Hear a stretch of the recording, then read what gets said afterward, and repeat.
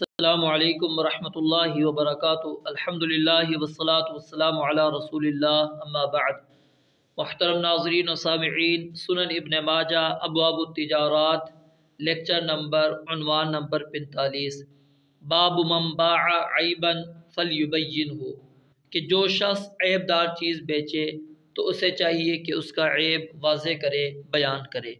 حدیث نمبر 2246، حدثنا محمد بن بشار حدثنا وهب بن جرير حدثنا أبي سمعت يحيى بن أيوب يحدث عن يزيد بن أبي حبيب عن عبد الرحمن بن شماسة عن عقبة بن عامر قال سمعت رسول الله صلى الله عليه وسلم يقول المسلم أخو المسلم ولا يحل لمسلم باع من أخيه بيعا فيه عيب إلا بينه له۔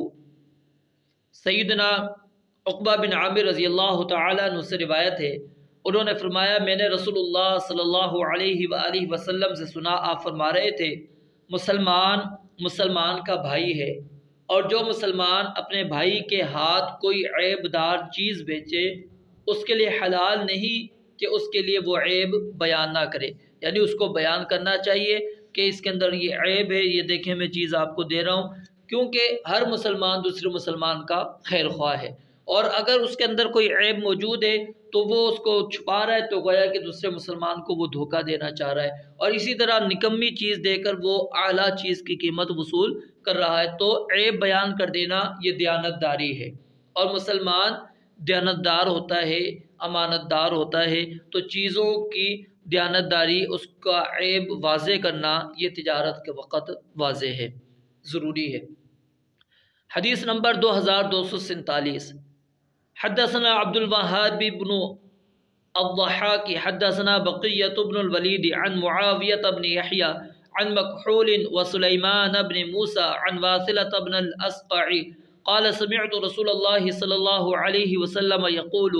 من باع عيبا لم يبينه لم يزل في مقت الله